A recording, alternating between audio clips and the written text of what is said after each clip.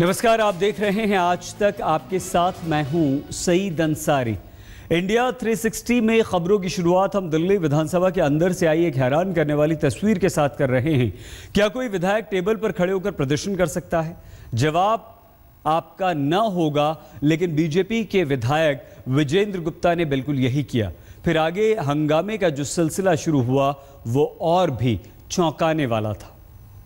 मंत्री का माइक चल रहा है और 67 आदमी चिल्ला रहे हैं और मैं अकेला बोल रहा हूं और मेरे साथ मेरे एक साथी है और भ्रष्टाचार का मामला उठा रहे हैं तो उस पर राजनीति कर। गुरुवार को ही एमसीडी बैठक में आपके पार्षद राकेश कुमार की बीजेपी पार्षदों ने पिटाई कर दी थी। इतने गहरे हो रहे हैं, फैसला जनता करेगी। दिल्ली से कपिल शर्मा के साथ आज तक ब्यूरो। सदन में पहले विजेंद्र गुप्ता का टेबल हंगामा हुआ, फिर बाद में एमसीडी और दूसरे मुद्दों के बहाने केजरीवाल ने बीजेपी को जमकर खरी खोटी सुना दी। काला कुआं बन गया है एमसीडी। जितना पैसा डालो उतना पता ही नहीं चलता कहां गया सारा। और ये इनसे जब भी पूछो पैसा पैसा पैसा पैसा, इनसे पूछो सफाई क्यों नहीं, पैसा पैसा पैसा पैसा। अरे पैसे के लिए, सफाई के लिए पैसा थोड़ी चाहिए। केंद्रीय सूचना आयोग कह रहा है कि विजेंद्र गुप्ता जी की पत्नी के खिलाफ गबन का आरोप, उसका मुकदमा क्यों ना चलाया जाए, जो कि पार्षद है। मैं ये कह रहा हूं, आज अगर एसीबी हमारे पास होती, विजेंद्र गुप्ता जी की धर्मपत्नी जेल के अंदर होती। नफरत करती है बीजेपी माइनॉरिटीज और दलितों से। इनका बीजेपी वालों का बस चले तो दलितों को और माइनॉरिटीज को उठा के प्रशांत महासागर में फेंक दे ये लोग। रुख करते हैं अगली खबर का। उस शख्स के सपने में कोई आता है जो उसे देता है एक आदेश, और आदेश का पालन करते हुए वो शख्स कर देता है हत्या। हत्या की एक सनक भरी दास्तान को सुनकर पुलिस हैरान है। आप भी देखिए, दिल्ली में हत्या के एक आरोपी का ये अजीबोगरीब कबूलनामा।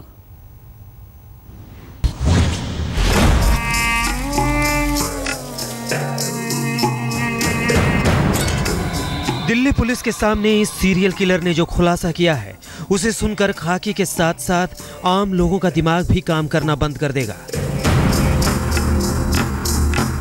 इस दरिंदे की बातों को माने तो अब तक दिल्ली सहित यूपी के कई शहरों में इसने कई लोगों को बेदर्दी से मौत के घाट उतार दिया।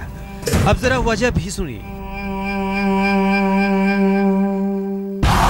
भूत के ऑर्डर पर यह मर्डर करता था, भूत के आदेश पर यह कत्ल करता था, भूत के कहने पर यह सड़कों पर मौत बांटता था।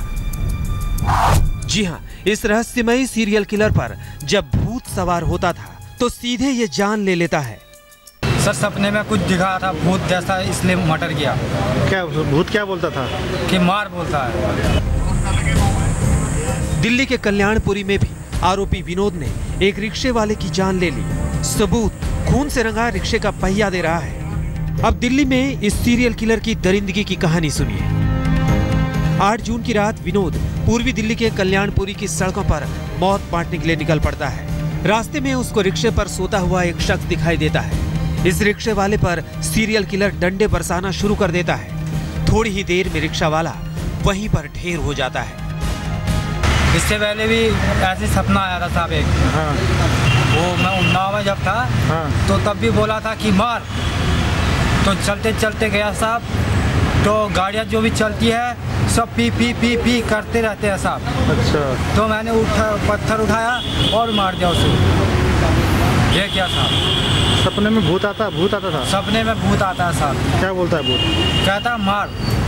सुबह मैं 4 बजे डेयरी जा रहा था तो एक लड़के को देखा, रिक्शे वाले को नीचे घसीट के मार रहा था डंडे से।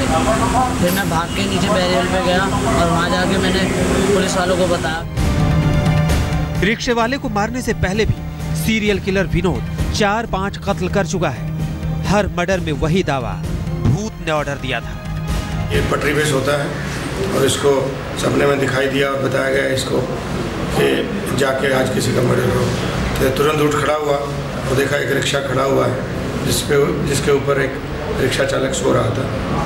इसने पास से एक डंडा उठाया और उसके सिर पे मारना शुरू कर दिया जब तक वो मर नहीं गया। दिल्ली के अलावा यूपी के उन्नाव और दूसरे कई शहरों में भी उत्तराखंड का रहने वाला ये सीरियल किलर खून की होली खेल चुका है। सपने में आए आत्मा के कहने पर किया कत्ल। जी हाँ, दिल्ली के कल्याणपुरी इलाके में हुई इस वारदात से पुलिस के होश उड़ गए हैं। पुलिस ने साइको किलर को गिरफ्तार कर लिया है और अब इसका आपराधिक इतिहास खंगालने में जुट गई है। कैमरामैन पूर्वी विश्वास और दीपक डालमिया के साथ चिराग गोठी, दिल्ली आज तक। आज तक के ऑपरेशन मथुरा के बाद राजनीति काफी तेज हो गई है। विपक्ष सत्ताधारियों पर आरोप लगा रहा है।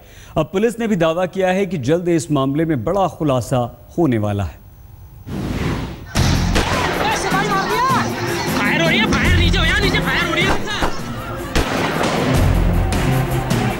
2 जून को मथुरा के जवाहर बाग में मौत का खेल खेला गया। पुलिस के 2 अफसरों के साथ साथ करीब 30 लोगों की मौत हुई। सियासत गर्म हुई, आरोपों की राजनीति शुरू हुई और फिर आज तक ने चौंकाने वाला खुलासा किया। साफा के लखनऊ में प्रशासनिक और सियासी गलियारे में बैठे लोगों की बारूद के ढेर पर मौजूद जवाहर बाग की पूरी जानकारी थी। अब जब यह बात सामने आ गई है कि 1-2 नहीं 80 रिपोर्टें आई थी, वो भी 1.5-2 वर्षों के दौरान 250-300 पन्ने की, यहाँ तक कि घटना से 1 दिन पहले भी विस्तृत रिपोर्ट गई है, उसके बाद भी यदि कार्रवाई नहीं हुई तो इसका अर्थ ये हादसा नहीं था, ये किसी सुनियोजित षड्यंत्र का हिस्सा प्रतीत होता है। सच्चाई क्या है, कहाँ पर चेन ऑफ कमांड टूटा है, कहाँ पर अनदेखी की गई है इस बात की और किसका सीधा किस पे ये जिम्मेदारी जाती है, किसका दायित्व बनता है, इस पर जांच होकर और ये बात सामने आए तब फिर इस पर और चर्चा हो सकती है। अब पुलिस ने भी दावा किया कि मथुरा कांड में जल्द ही बड़ा खुलासा होने वाला है। एक और सवाल ये कि ये जांच में ये भी सामने आया कि बहुत सारे पूर्व फौजी थे जिनसे फौजी ट्रेनिंग दी जा रही थी वहाँ लोगों को, इसमें कितना तथ्य? कुछ चीज़ें संज्ञान में आई हैं बट उसका वेरिफिकेशन अभी होना शेष है। पुलिस मथुरा में फिर से क्राइम सीन को रिक्रिएट कर रही है। सर्च ऑपरेशन के दौरान मिले मोबाइल के कॉल डिटेल को छाना जा रहा है। नए खुलासों और पुलिसिया जांच के बाद उम्मीद यही है कि मथुरा के सारे गुनहगार धीरे धीरे जरूर बेनकाब होंगे। मथुरा से संजय शर्मा के साथ आज तक ब्यूरो। मथुरा कांड को लेकर उत्तर प्रदेश पुलिस के डीजी जावेद अहमद ने आज तक से खास बातचीत में ये माना है कि पुलिस की प्लानिंग में चूक हुई थी।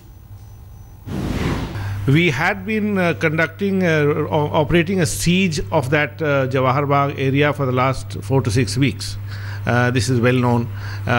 So to say that we woke up one day and started to act is not correct. We had a plan, we were working to a plan.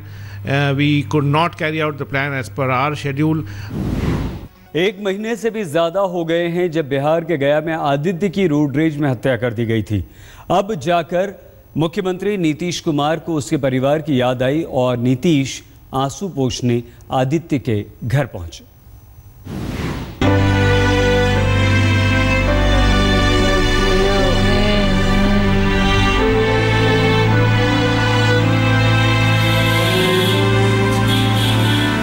आखिरकार सुशासन बाबू को उस बच्चे की याद आ ही गई जिसे उनकी पार्टी के एमएलसी के लाडले ने मार डाला।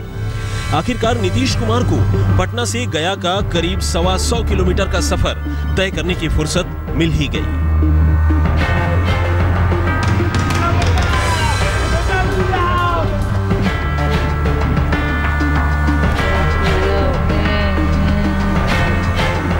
नीतीश कुमार गया में उस आदित्य सचदेव के घर पहुंचे जो करीब महीने भर पहले बोध गया के रास्ते में रोड रेज में मारा गया था। सत्ता की हनक में जेडीयू की एमएलसी रही मनोरमा देवी के बेटे रॉकी ने विदेशी पिस्तौल से आदित्य की जान ले ली थी। उस वक्त पहले तो नीतीश कुमार खामोश रहे और फिर बोले तो जरूर, लेकिन गया का रुख नहीं किया। मैं बार बार सरकार से आग्रह कर रहा हूं, कृपया वो आदित्य को अपना बच्चा समझ के, इस बिहार का बच्चा समझ के इंसाफ करे। लेकिन नीतीश कुमार खरे राजनेता हैं, जो करते हैं सोच समझकर करते हैं। गया भले ही वो आदित्य के घर पहुंचे, इंसाफ का भरोसा दिलाया, लेकिन इस शहर में पांव रखने का असली मकसद कुछ और था। जिस शराबबंदी ऑपरेशन के बूते नीतीश कुमार वाहवाही लूट रहे हैं, महिलाओं के उसी कार्यक्रम के एक रिव्यू में सीएम साहब पहुंचे थे। और वक्त मिला तो आदित्य के घर वालों के भी आंसू पोंछाए। उत्तर भारत में जबरदस्त गर्मी से बारिश ने राहत दी है। दिल्ली, जम्मू और शिमला, ये 3 तस्वीरें हम आपको दिखा रहे हैं जहां तीनों जगह बारिश हुई है, रिमझिम बौछारें पड़ी हैं। दिल्ली में ज़बरदस्त गर्मी थी, भीषण गर्मी के बीच जब आंधी चली और उसके बाद बारिश हुई तो लोगों को राहत मिली और अब मौसम में बदलाव आया है। यही हाल जम्मू में रहा। जम्मू भी गर्म था लेकिन बारिश से वहाँ भी लोगों को गर्मी से राहत मिली है। शिमला में बारिश से मौसम और ज़्यादा सुहाना हो गया है और पूरे उत्तर भारत में मौसम बदल रहा है और इसे कहा जा रहा है प्री मॉनसून शार।